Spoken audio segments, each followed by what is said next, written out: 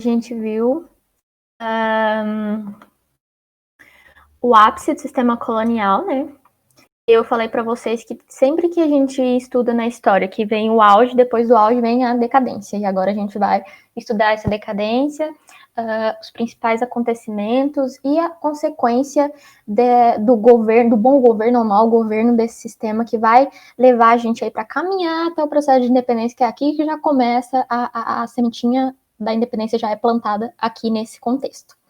A gente vai ter a crise do sistema colonial com a Dona Maria I, que depois que o Dom José morre em Portugal, e aí ela assume o trono aqui do Brasil. E aí, assim, eu falei para vocês lá, né? Tudo que foi feito no governo anterior, a Dona Maria vai desfazer. E ela era Dona Maria, apelidada Dona Maria a Louca, porque ela era louca. Ela foi declarada louca. E aí tá. O que a gente vai ter nesse contexto aqui, né? Entrando no contexto que eu já coloquei para a última aula, né, de independência dos Estados Unidos, Revolução Francesa, primeira Revolução Industrial está em curso, ou seja, tem 10 iluministas que, de certa forma, iam exigir mais, uma postura mais política de um governante. A gente vê que a Dona Maria I não tem essa postura política, ela não é uma governadora hábil para esse processo, certo? E aí aqui os principais características do seu governo é crise do açúcar, esgotamento natural das minas e, como consequência, descontentamento popular, logo rebeliões, certo? A gente viu que tinha sido abertas fábricas de manufaturas. E aqui ela vai fechar com o intuito de aumentar a dependência do Brasil em relação a Portugal, ou seja, manter o Brasil como colônia, né? Endurecer o pacto colonial em contramão do que vinha sendo feito aqui, né? Ok. E aí ela também ameaçava constantemente a derrama, que é a cobrança dos impostos, que não é... Quando a região mineradora não conseguia pagar tudo aquilo que ela devia, era ameaçada a derrama, que era uma forma deles irem lá e pegar, nem que fosse objetos pessoais, mas que, em soma, fossem garantir aquela... Tá pitando aqui um momento. Que estava sendo cobrada. Juntando todo esse panorama de descontentamento, a gente vai ter várias rebeliões, e aqui nessa primeira parte a gente vai ver as rebeliões coloniais, nativistas ou localistas. Por que nativistas? Elas não propõem em nenhum momento romper com a coroa. Elas não querem independência, elas não querem separação em nenhum momento. São apenas críticas ao governo, são apenas formas deles reivindicarem uma melhoria econômica, melhoria de trabalho, melhoria na cobrança de impostos e tudo mais.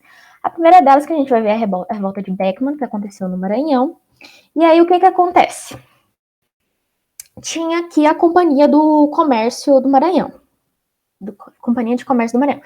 Essa Companhia de Comércio do Maranhão era responsável por suprir essa região com escravos e outras coisas, assim, para que pudesse trabalhar.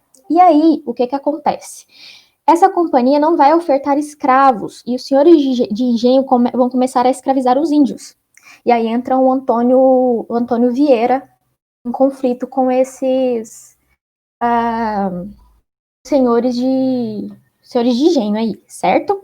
E aí, tem dois carinhas muito importantes aí, os irmãos Beckman, né? O mais novo, que é o Tomás Beckman, vai até Portugal pedir desculpa pro rei. Falar, ó, queria vir aqui pedir desculpa pro senhor, porque eu e outros senhores tomamos o poder do Maranhão, porque a gente tá descontente com a situação econômica de lá e tudo bem. Aí o Portugal fala, beleza, então tá bom.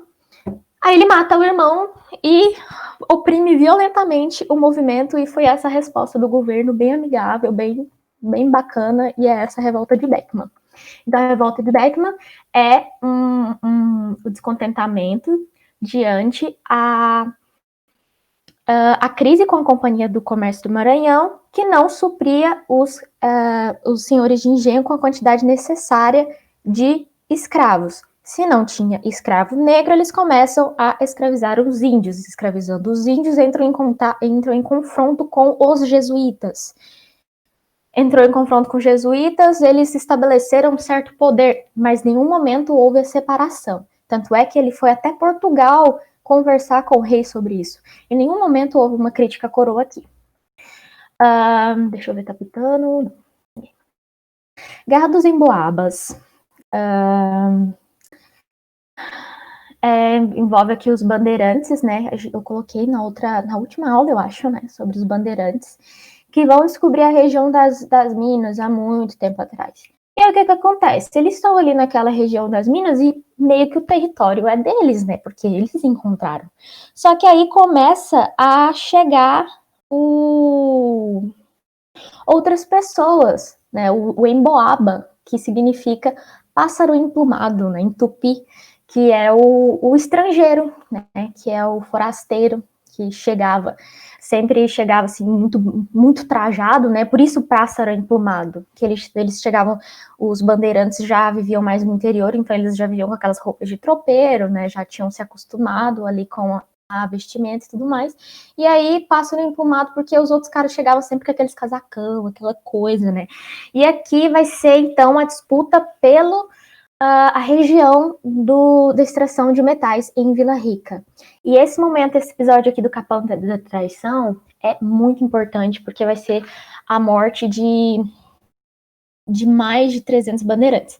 Eles falam assim, eles pedem para os bandeirantes ir até lá na cidade para conversar com alguém, para negociar o que estava acontecendo. E daí eles vão, e aí na hora que eles estão chegando, tem os paulistas assim, cercam ele, Capão da Traição, capão significa cerco, e aí eles falam, abaixem suas armas e vamos conversar. Aí todo mundo abaixa a arma e os caras atiram em todo mundo, e aí o que dá tempo, alguns pegam as armas, e aí é uma cena assim, mais pra frente a gente vai ver outra cena que é semelhante a essa aqui, lá na Farroupilha, se eu não me engano, que eu já vi cair em algumas questões de vestibulares e até então eu nem tinha ouvido falar disso.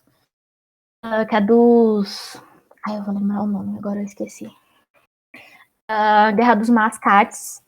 Aconteceu em Recife, onde foi a primeira, o Brasil holandês, né, que a gente falou sobre as invasões holandesas ali atrás.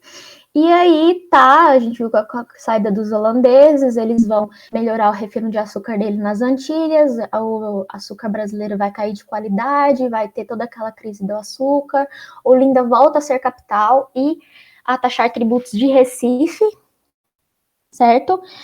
Porque, antes Recife era capital, certo? Com os holandeses. Os holandeses saíram, Recife deixa de ser a capital e se torna povoado da vila de Olinda. E o que é uma vila? A vila tem autonomia política porque tem câmara policial. Mas as leis que vigoram em Recife são feitas por Olinda. E aí essas leis começam a prejudicar Recife. E Recife, então, queria elevar o título de a vila de novo, porque aí, então, as leis iam vigorar, as leis que ela fizesse iam vigorar por ela e em Olinda também. Não sei se ficou muito claro o que eu falei. Mas aí é meio isso, os comerciantes, que são os mascates de Recife, iniciam a guerra civil contra os senhores de engenho de Olinda. E aí, a gente tem aí que a coroa fica do lado de Recife, e aí Recife se torna novamente a capital, e Olinda declina, assim como o comércio de açúcar, porque é onde ali a gente viu que tem a maior concentração de senhores de engenho. Gente, esse negócio que tá pitando, a internet do Richelle. A volta de Vila Rica, de Felipe dos Santos. Aqui a gente tem a cobrança dos impostos que eu coloquei na última aula, né, do quinto. Eles são obrigados a passar ouro pelas casas de fundição, tem ali a ameaça constante da derrama, e aí toda essa força da fiscalização, essa repressão, vai desanimar os moradores de lá, né, porque eles vão pensar, poxa, talvez se a gente for lá conversar, eles vão entender o nosso lado, né? E aí tinha um conde lá, aí eles vão lá na frente da casa do conde e, né, e com as tochinhas e falam, por melhorias na mineração, abaixa os impostos, essas coisas. E aí ele foi um ato super, assim, diplomático mesmo, sabe? E aí o conde de Assumar manda matar todo mundo e é isso. É assim que eles resolvem as coisas. Tratados e limites, gente, não tem muita análise aqui. Eu até tentei, assim, procurar análise, sabe? Mas, infelizmente, aqui é decorebas. Fazer uma como é que chama? Uma listinha, né? Um quadrinho, post-it, pregar ali todo dia antes de dormir. 1493, blá, e ir embora. Porque... Mas assim, eu não vejo muita questão, não, né? Mais a coisa que dá, essa da colônia de Sacramento, né? Que fica, o tratado deu a colônia de Sacramento para a Espanha e a outra para outra, aí um revoga o outro, aí o outro volta disso aqui do outro, e aí assim, né? Eu vou ficar relendo aqui o negócio pra gente passar pra frente, que o próximo tópico fica mais interessante. Se ficar alguma dúvida, mais tarde ali a gente volta aqui nessa parte. Mas eu tentei colocar tudo bem assim na ordenzinha e tal. Tem que colocar mais explicativo, porque eu também acho esse negócio aqui bem complicado. Beleza! Eu vou coisar outra tela agora. Se minha voz estiver meio trêmula, é porque eu estou com frio. Mas vai dar tudo certo. Parte 2. Tudo ok com a parte 2? Nossa, minha garganta tá seca. Estão enxergando? Ai, cadê vocês?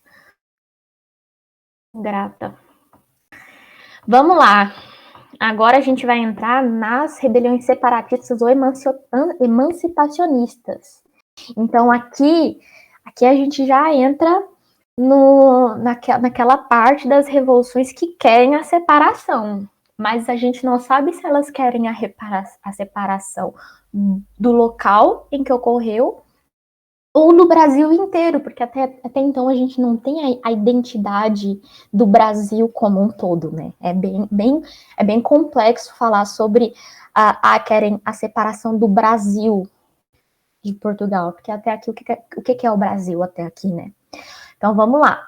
Demonstram a crise do antigo regime, com tudo aquilo que está rolando na Europa, né? E aí a gente vai ter esses movimentos aqui que são, de certa forma, são movimentos mais amplos, mais complexos, né? Cheios mais com detalhes, né? A Inconfidência Mineira, que ocorreu lá em Vila Rica. Inconfidência Mineira e Conjuração Baiana são a mesma coisa, porque quem é inconfidente é quem não se confia e quem conjura, jura junto, né? Em relação à coroa. Inconfidente em relação à coroa. Você fez uma conjuração contra a coroa, né?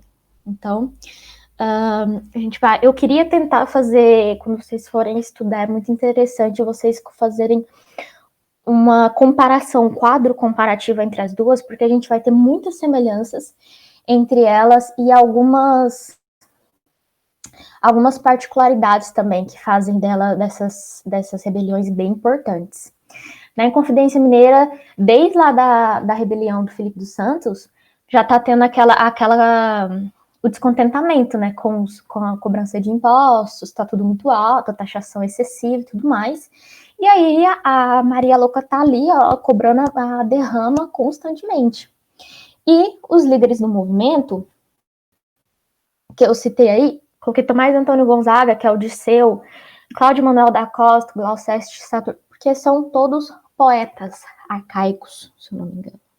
Eu acho que sim. E assim, esses caras aqui são mineradores, a análise que vocês têm que fazer em cima disso aqui é aqui. São mineradores que foram estudar na Europa. E aí, o que aconteceu? A eleição arcades, acabei de lembrar. É arcadismo ou neoclassicismo, né? Então, tá. Voltando.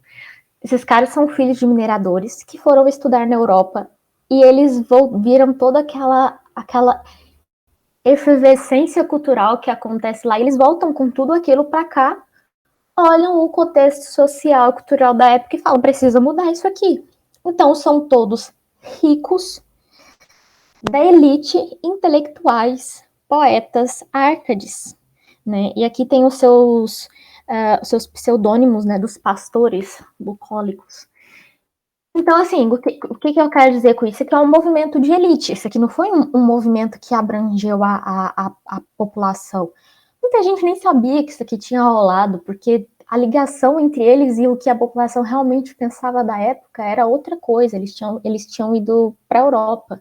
E aqui, por isso que eu destaquei a figura do José da Silva Xavier, que era um alferes. Gente, alferes não é rico, não é nada. E que nas horas vagas era dentista, tira dentes. E até nesse momento ele não é líder do processo, ele participa, ele é a favor. E também destaquei o papel da Bárbara Eliodora, que foi a única mulher envolvida nesse movimento, esposa de Alvarenga Peixoto e muito intelectual. Essa aqui é uma mulher à frente do seu tempo, né? Uma mulher que eu acho muito importante ser citada, porque é ela que cria essa figura tão importante aqui da bandeira, né? Que significa liberdade antes que tarde, alguma coisa assim. Então, assim, liberdade ainda que tarde, já tá na minha frente, parabéns. E o triângulo como representação da maçonaria. A Bárbara também era maçom, mas ela não podia participar das reuniões por ser mulher, certo? Então aí vai ser esse grupo de intelectuais, e o José da Silva não deixa de ser um intelectual, né? Mas assim, em termos de poder aquisitivo, ele é o mais pobre. Movimento base é o estadunidense, trazendo então ideias luministas, separatistas, aqui que eu falei para vocês que é complexo falar separação de quê? Não tem um consenso se eles queriam a separação de Minas ou a separação do Brasil. Então, isso não vai cair em prova, mas eles queriam separar de Portugal. Ideal republicano e federativo, elitista e aqui, ó, não abolicionista. Isso é muito importante, é uma das maiores diferenças desse movimento para a Conjuração Baiana. Esse movimento não é abolicionista. O movimento, antes de acontecer, ele foi entregue, né, ele foi dedurado. Primeiro, né, eles arquitetaram o movimento. Eu acho muito legal isso. O Tomás Antônio Gonzaga, lembrei aqui agora, enviou uma carta para Thomas Jefferson nos Estados Unidos, gente. E aí ele falou, estamos com essa ideia aqui, pipipipopopó, queremos fazer a revolução, nananã. E aí o Thomas Jefferson fala que não dá para ajudar, porque aqui tá mais no interior, né? E como o movimento ia correr mais no centro do país, era muito difícil mobilizar as tropas para o interior, e os Estados Unidos ainda estava se sedimentando como país independente, né? Mas desejava boa sorte. E é isso. E aí, como eles imaginavam, né? Como era a idealização do movimento? No dia que a rainha cobrasse a derrama, eles iam sair, né? Gritando pela rua, né? Liberdade, antes que tarde. Não. E aí o povo ia ver aqueles 12 gato pingado, ia se sensibilizar, ia entrar gritando, e yeah! Mas, né? O movimento teve máximo 20 participantes. O povo ia olhar essa galera gritando no meio da rua e ia ficar tipo, que povo? Né? A gente vai ver que até lá, até muito na frente da história do Brasil, a gente tem aquela famosa frase, né? E o povo, que o povo não sabia que o Brasil tinha sido declarado independente. Então, como é que eles queriam algo desse tipo aqui também, né? E aí tá. Silvério Reis dedou o movimento antes dele acontecer. Por quê? Porque ele tinha uma dívida. E aí ele foi lá e ele entregou o movimento em troca da quitação da dívida. Beleza? E aí, gente, aí que é interessante. O Tiradentes, ele não estava na cidade quando isso tudo estava acontecendo. Ele sabia que tudo ia acontecer e tudo mais, mas ele estava no Rio de Janeiro participando da Inconfidência Carioca. Eram reuniões, né? Não foi uma coisa que aconteceu nada. E aí ele foi condenado, né? E aí, quando ele chegou em Minas, ele ficou sabendo. E aí ele manda soltar todos os 2 escravos dele, porque ele sabia que ele ia perder.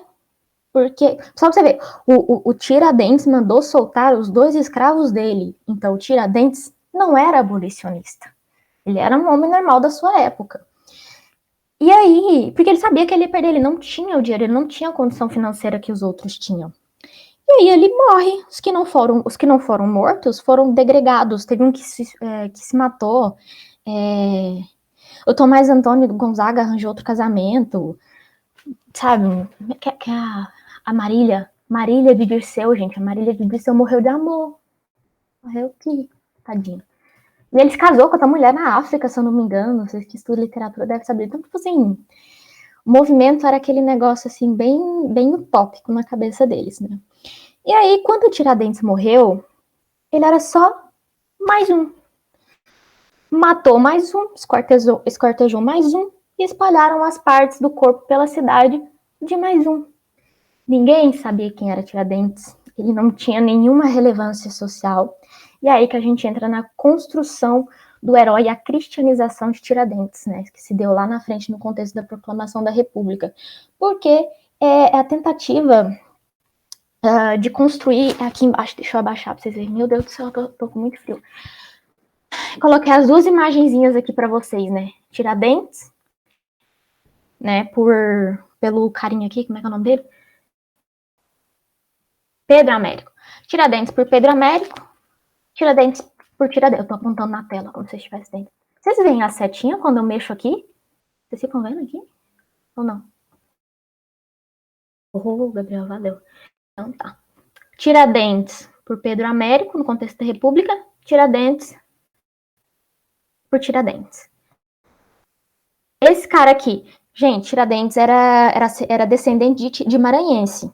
Não tô estereotipando, mas a gente dá pra saber, né? Vocês falam que o cara é do Ceará, você já, né? Piauí, Whindersson. Não, dá para ter aquele negócio, né? Olha o Tiradentes de Pedro Américo. Então, é a tentativa de construir um personagem capaz de proclamar a República, porque os outros tinham morrido. Então, eles inverteram a história do Tiradentes para tentar construir um mito. Gente, olha aqui, tem um escravo chorando aqui. Ele não era abolicionista, sabe? Tipo. E aqui também essa imagem é muito interessante. Não sei se vocês perceberam, mas essa imagem aqui, vocês seguir aqui, ó. Da forma Brasil, né? É a tentativa de então de construir o herói possível de proclamar a República, né? A gente só vai ficar conhecido aí depois dessa época. Morreram, outros foram degregados, e aí foi isso, o movimento ficou bem abafado. E aí a gente entra na Conjuração Baiana ou dos Alfaiates. Alguma coisa, gente? Tá tudo ok? Capital, volta. A Conjuração Baiana foi inspirada, ao contrário da... Também teve a sua inspiração aqui, né, em todos os movimentos revolucionários que estavam acontecendo, mas principalmente na independência do Haiti, que foi a única independência feita por escravos negros, então tem uma base muito forte. Mas o início dela é com a Ordem da Cavalaria da Luz, que tem lá. Então, é muito interessante, porque tem questão que aborda aí, tipo, qual foi a origem da Conjuração Baiana? Elitista ou popular? A origem é elitista, que ela começou em reuniões da maçonaria baiana. Só que, gente, Salvador é uma cidade imensa. Então, assim, entra alguns alfaiates que são maçons, mas não são tão intelectuais e não fazem parte dessa elite, ficam sabendo do movimento e o movimento se espalha. Por isso também é a revolta dos alfaiates, por causa que a Dona Maria Louca, lembra que eu falei que ela fechou as fábricas de manufatura? E as fábricas de manufatura eram principalmente da área têxtil. E isso prejudicou muitos alfaiates. Por isso também chama Conjuração Baiana ou dos alfaiates. Beleza. Quando essa primeira galera que estava participando da conjuração viu que ela estava se tornando povão demais, eles se retiram do movimento. E aí ele eclode como popular. Então o movimento se origina elitista e termina popular. Principalmente quando os maçons veem que ele está tomando um teor muito abolicionista e eles têm escravo, eles não querem ficar ligados àquela imagem que está sendo passada assim. Então eles se retiram e aí o movimento eclode como abolicionista. Ok. Por que eu falei tudo? Falei dos alfaiates, né? Esse aqui, esse movimento foi bem sufocado. Engraçado, porque, ó, a fazer a análise, que eu até lembrei agora.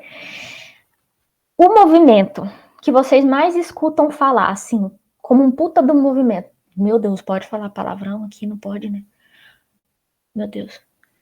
Inconfidência Mineira ou a Conjuração Baiana? Assim, um movimento que tenha... que a gente sempre vê mais cair em vestibular e tudo mais. É a Conjuração Baiana. Mas a Conjuração Baiana não, é Confidência Mineira. Mas a Conjuração Baiana, se vocês forem analisar, porque aqui teve participação de alfaiate, de branco, de negro, de mulher, de toda a classe da população, foi a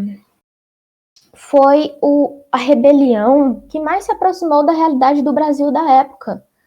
E ainda assim ele foi muito abafado historicamente, dando mais espaço a uma revolução, a uma rebelião de base elitista, branca, uma exceção, né, poética, e como sempre faz nos movimentos. A gente vai ver outro movimento aqui, que também foi sufocado historicamente por ter, como a maioria protagonista, negros, de fundamental importância para o processo efetivo, né. Tô tentando lembrar o nome, gente. Cavalaria... Voltou, Richelle. Gente, vocês estudaram já a Revolução Farroupilha? Eu preciso lembrar. Mas é isso. Algo ficou uma dúvida aqui? O líder aqui eu não coloquei. Coloquei. Não, gente, eu não coloquei aqui o líder desse aqui, foi o João de Deus. Ele também foi morto, tá? Foi bem repreendido também. É óbvio que ia ter a repressão por parte dos senhores de engenho, porque, né, o movimento que é abolicionista no Recôncavo Baiano, né, vai ser apoiado por quem? E é isso. Eu achei que não ia dar pra falar. Bem que eu falei rápido pra caramba, não sei se ficou alguma coisa meio por falar. Tá tudo bem? Vocês estão vivos, vocês têm que ficar me dando sinal de vida, senão eu choro. Obrigada, Gabriel Tales. Sua participação é fundamental pra minha existência. Diga, Andrea.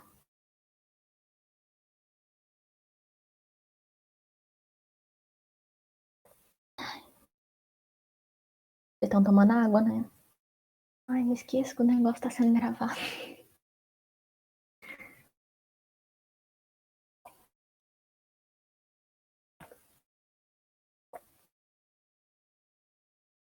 Tratado de Madrid, só um momento.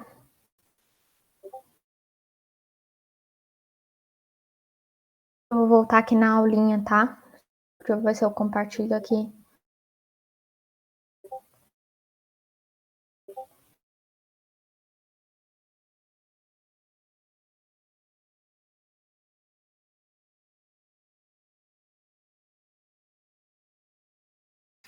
O Tratado de Madrid, Miriam, ele na verdade foi um tratado feito por a Maria.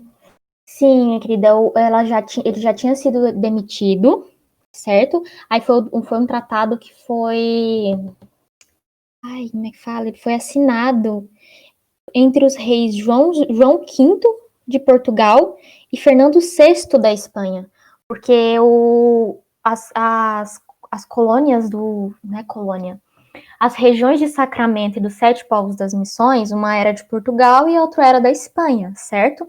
E aí os dois reis de ambos os territórios assinaram esse tratado para tentar organizar aquela região ali. Só que aí depois o Portugal viu que ele ficou meio que prejudicado com esse tratado, né? Porque aquele tratado na colônia de Sacramento fica com a soberania espanhola em Sacramento e também em Sete Povos das Missões. Pombal realmente ele já tinha sido demitido aqui, já tinha sido mandado para rodar. Certinho?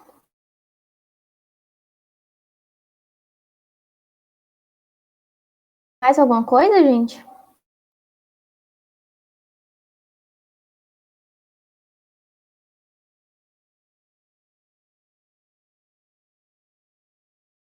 Nada? Podemos ir para os exercícios?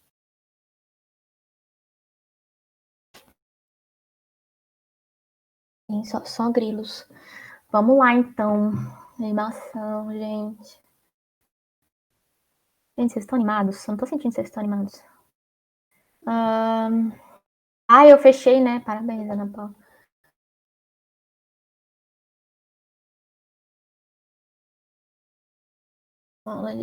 Gente, eu tinha feito 2 listas de exercício, a coisinha mais lindinha do mundo. Aí eu fui enviar a aula pra vocês e cadê as listas de exercício? Eu fiquei possessa, que eu tinha um tanto pra fazer, eu tive que fazer essa lista na hora. Aí depois eu achei as 2 listas de exercício. Eu tinha colocado em uma pasta bem aleatória. Mas vamos lá agora. Mackenzie. Sei que vocês estão apitando. Perdi as listas, depois eu achei quando eu já tinha enviado essa aqui. O resto empório das douradas minas por mil falará. Quanto mais finas se derramam as lágrimas no imposto, clama o desgosto de um país decadente. Cláudio Manuel da Costa. O intelectual e advogado, autor da poesia acima, foi um dos integrantes da mais importante revolta colonial brasileira, conhecida como Inconfidência Mineira. Sobre esse movimento, podemos afirmar que era de natureza nativista e influenciado pelos discursos iluministas, buscava a proclamação da república que teria Ouro Preto como capital, também o perdão de todas as dívidas para com a fazenda real. B. Manifestava-se contra os rigores da política fiscal metropolitana sobre as capitanias das minas exercida através da Casa de Contratação e inspirava-se nos ideais revolucionários franceses. C. Visava a independência econômica e a política da colônia. O levante foi deflagrado quando se exigiu o pagamento dos impostos atrasados pela Casa de Fundição em todo o país. D. Era de caráter nacionalista, visando a independência da colônia e ao rompimento dos laços com a metrópole, com livre direito de implantação de manufaturas nas capitanias e ao comércio exterior. E foi ideologicamente influenciada pelos princípios iluministas, divulgados em Minas por uma elite intelectual e acolhidos pela população local devido à crise econômica. Vamos lá.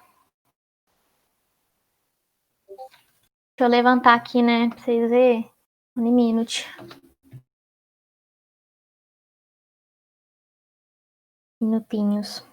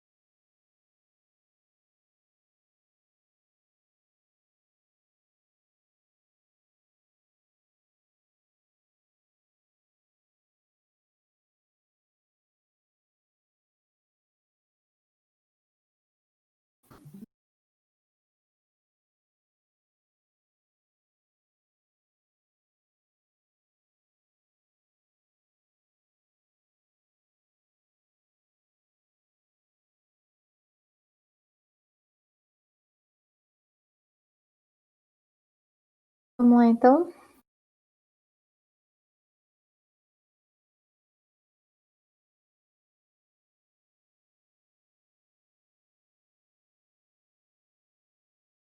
Ó, marcou E. Tá. Cadê minha lista?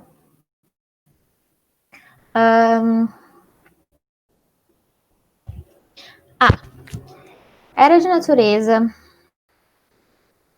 nativista e influenciada pelos discursos iluministas. Buscava a proclamação da república que teria Ouro Preto como capital, também o perdão de todas as dívidas para com a fazenda real. Essa aqui não, porque eles não tinham esse lance do perdão de todas as dívidas. Eles queriam a independência e Vila Rica seria a capital, né? B. Manifestava-se contra rigores da política fiscal metropolitana sobre as capitanias das Minas, exercidas através da Casa de Nossa, minha dicção tá casa de contratação e inspirava-se nos ideais revolucionários franceses. Eles inspiravam-se nos ideais revolucionários americanos, né, na independência dos Estados Unidos. Tanto é que eu até falei que o cara mandou uma carta pedindo ajuda para o Thomas Jefferson. Então, a B está erradinha. A C.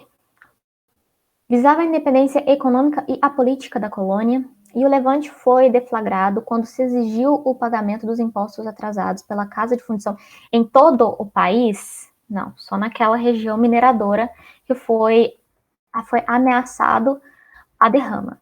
D. Era de caráter nacionalista, visando a independência da colônia e ao rompimento dos laços com a metrópole, com livre direito de implantação de manufaturas nas capitais e ao comércio exterior. Essa questão é interessante. Eu falei para vocês, né? Não existe um consenso dos historiadores se eles queriam a independência de Minas ou a independência do Brasil, porque o caráter nacionalista no brasileiro ainda não está formado. O caráter nacionalista vai tentar ser formado lá com a proclamação da República, tanto é que vai ter a tentativa de construção dos heróis da Revolução. Então aqui a gente é muito perigoso a gente falar de um caráter nacionalista e de uma estrutura tão bem montada para toda a colônia, né, de independência de toda a colônia. Não, que a Conjuração Baiana queria a independência da Bahia, ou não existe esse consenso. Então esse tipo de questão geralmente não é tão cobrado assim. O que pega aqui nessa questão é o caráter nacionalista, principalmente, né, rompimentos com o laço da metrópole, com livre direito à implantação de manufaturas, a gente não sabe disso aqui, ó. Né, o movimento não chegou a ser eclodido para a gente saber de fato. E foi ideologicamente influenciado pelos princípios iluministas divulgados em Minas por uma elite intelectual e acolhidos pela população local devido à crise econômica. Foi ideologicamente influenciado pelos princípios iluministas, sim, porque os participantes, em sua maioria, eram intelectuais que tinham acabado de voltar dos seus estudos na Europa, divulgados em Minas por e acolhidos pela população local. Sim, o movimento foi de certa forma acolhido, tanto é que a gente tem um alferes participando dele, mas ele não é entendido pela população em geral, e o movimento nem chega a acontecer para a gente saber se de fato ele seria acolhido dessa forma. Mas algumas pessoas realmente acreditaram nesse movimento devido à crise econômica que a cercava ali nas Minas Gerais, certo? Ficou claro?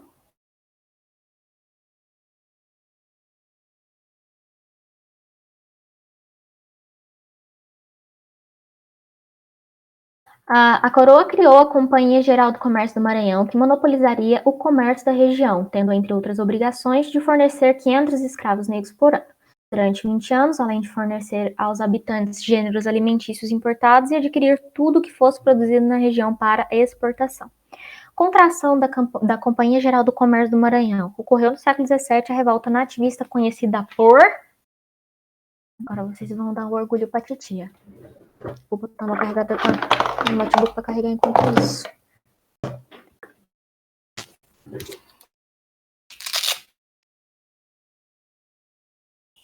Aí essa é bem rapidinha, né? Não vou nem roubar as horas do professor.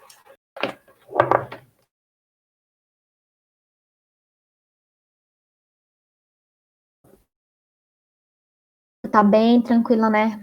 Feedback, mano. 3. A rebelião luso-brasileira em Pernambuco começou a ser urdida em 1644 e eclodiu em 13 de junho de 1645, dia de Santo Antônio. Uma das primeiras medidas de João Fernandes foi decretar nulas as dívidas que os rebeldes tinham com os holandeses. Houve grande adesão da nobreza da terra, entusiasmada com esta proclamação heróica. A guerra declarada e paz fingida da restauração portuguesa. O desencadeamento dessa revolta na América Portuguesa seiscentista foi resultado da...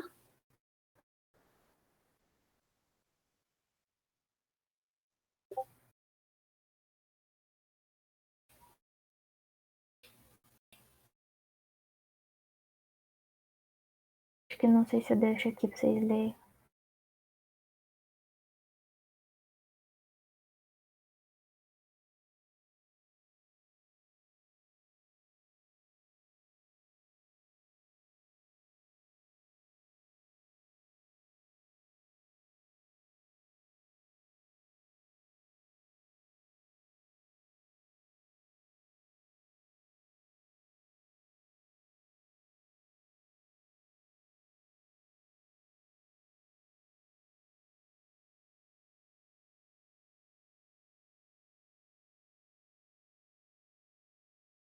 E tranquila essa aqui também, gente? Vocês são muito inteligentes.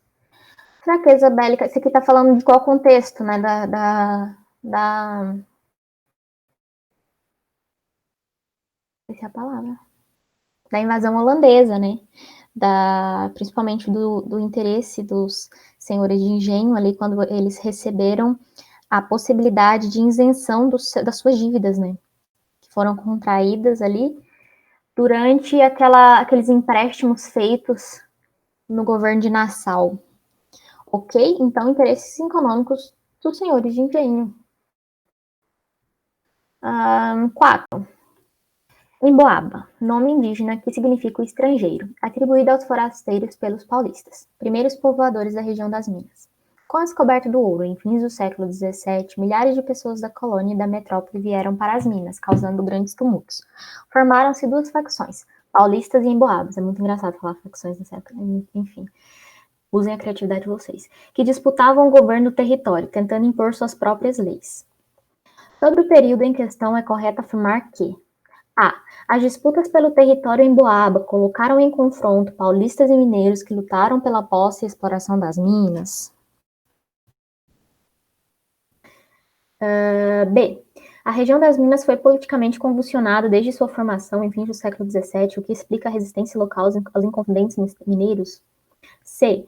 A luta dos emboabas ilustra o processo de conquista de fronteira do Império Português nas Américas, enquanto na África os portugueses se retiravam definitivamente no século XVIII. D. A monarquia portuguesa administrava territórios distintos e vários sujeitos sociais, muitos deles em disputa entre si, como paulistas e emboabas, ambos súditos da coroa.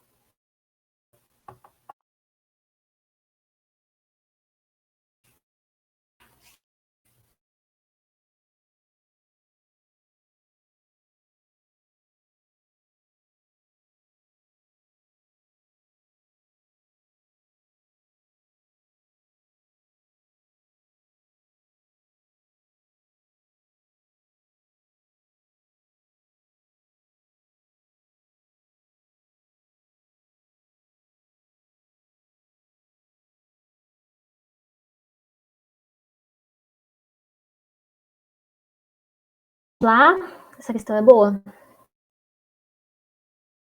Ó. A. As disputas pelo território em Boaba. Alguém consegue me falar por que a A tá errada? Quero que alguém interaja agora.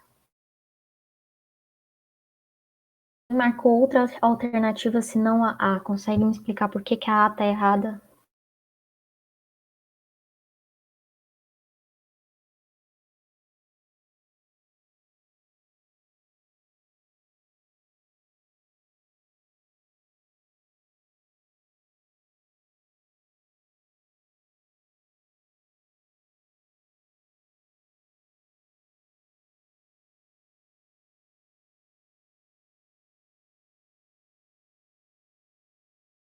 Mais ou menos, Kelly.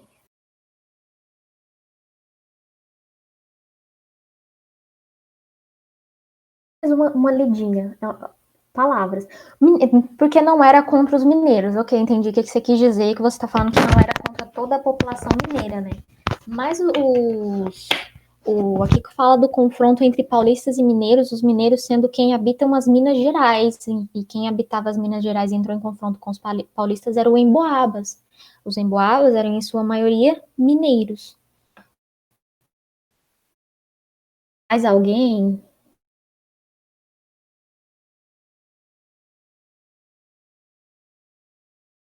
Gente, tá aqui, ó. O território não é emboaba. O território é português. É o território das Minas Gerais, da coroa de Portugal. Então, as disputas pelo território em Boaba colocam em confronto Paulo. Eles não estavam disputando pelo território em Boaba porque o território não era deles. Eles estavam disputando pelo monopólio da extração das minas e não pelo território. Certo? Ok, essa aqui?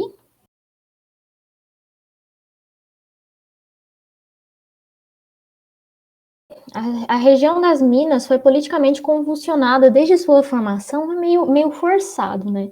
O que explica a resistência local aos inconfidentes. Muito legal isso aqui, ó. O que explica a resistência local? Houve resistência local? Não houve nem movimento, como é que vai ter resistência? O movimento foi entregue à coroa antes mesmo dele eclodir, então, falsa. C. A luta dos emboabas ilustra o processo de conquista. Gente, os portugueses foram deixar a África muitos anos depois, né? Vamos só dar uma pensadinha, a gente ainda nem entrou na proclamação da República.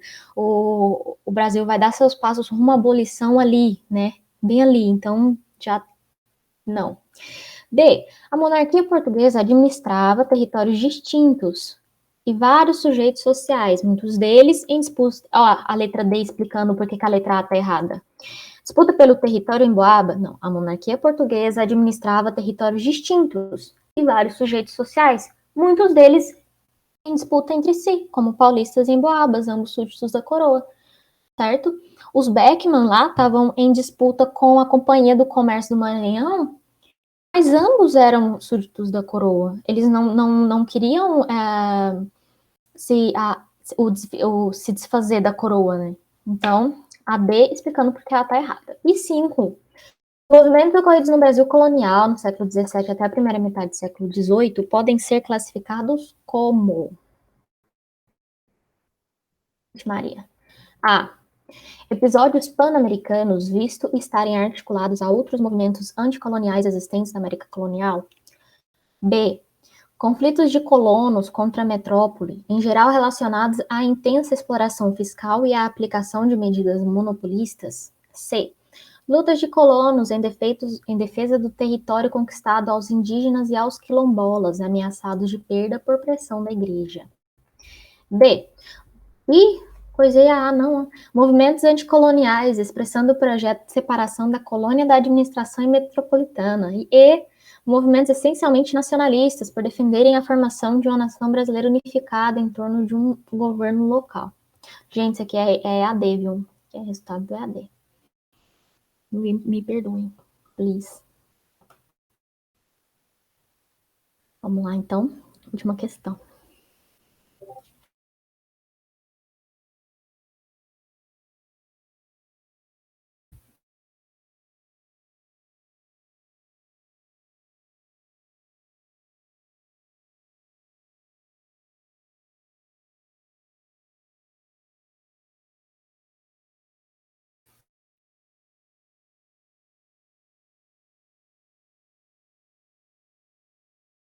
Vamos lá, então. Deixa eu ver como é que tá.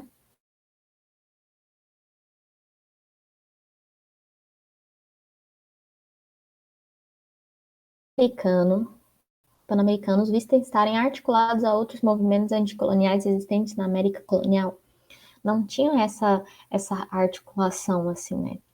Tanto pela distância, tanto pela dificuldade de articulação, porque naquela época era tudo muito longe, né? A comunicação era praticamente inexistente, então não era. Às vezes acontecia um movimento lá na Bahia e aqui no Sul ia descobrir que tinha rolado alguma coisa lá meses depois. Então a articulação de qualquer movimento nessa época era bem dificultada. B. Conflito de colonos contra a metrópole, em geral relacionados à intensa exploração fiscal e à aplicação de medidas monopolistas. A intensa exploração fiscal, casa de fundição, quinto, ameaça da derrama. E a aplicação de medidas monopolistas. Casa da fundição é uma medida monopolista, né? Porque você só pode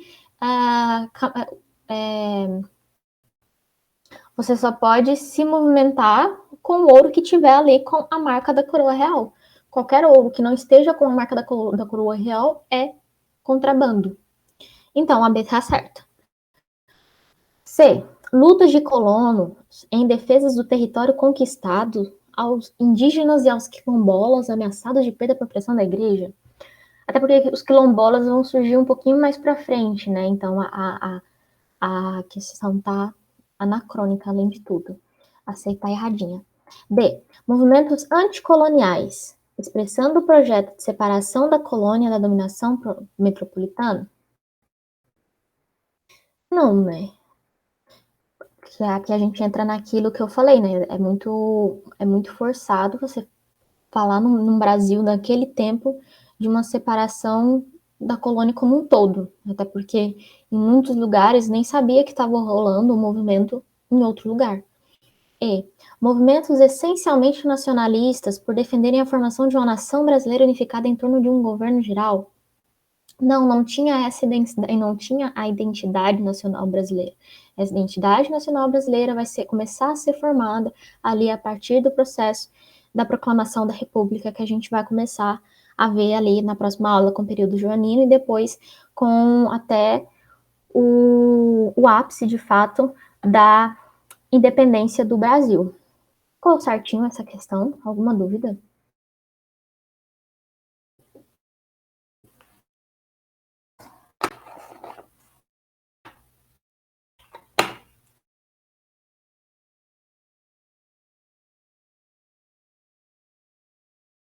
Então é isso, gente. Terminamos mais uma aulinha. Espero que tenha ficado tudo claro para vocês aí. Qualquer coisa que vocês tiverem dúvida, não deixem de me contatar. As questões eu sei que não ficaram as melhores, porque eu tive esse problema de perder as listas na pasta errada, mas eu acho que ficou bem claro aí a parte teórica, para a gente ter uma base para vocês resolverem questões. Se vocês forem fazer questões por fora e precisarem tirar dúvida comigo, a gente conversa também. E é isso. Oi, professor de história.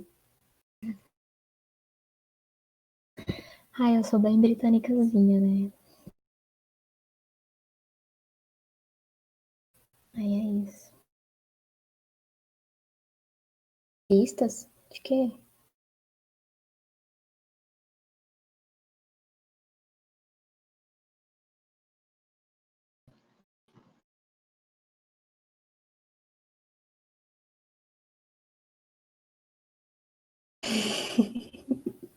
Ai, você tava me escutando? Não perdi lista, não, tava brincando. Sou bem. Menino, 2 listas. Ai, eu fiquei numa dó.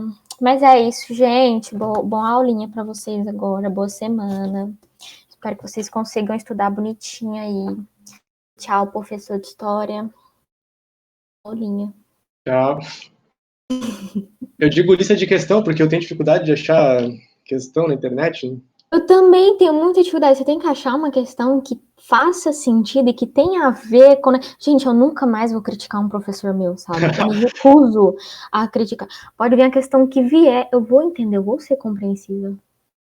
O pior que a gente tem que selecionar, porque às vezes aparecem. Eu baixei umas apostilas, daí tipo, tem umas questões que não tem nada a ver, sabe? Que tem os vestibulares lá, sei lá, de São Paulo, do Nordeste, que é totalmente diferente.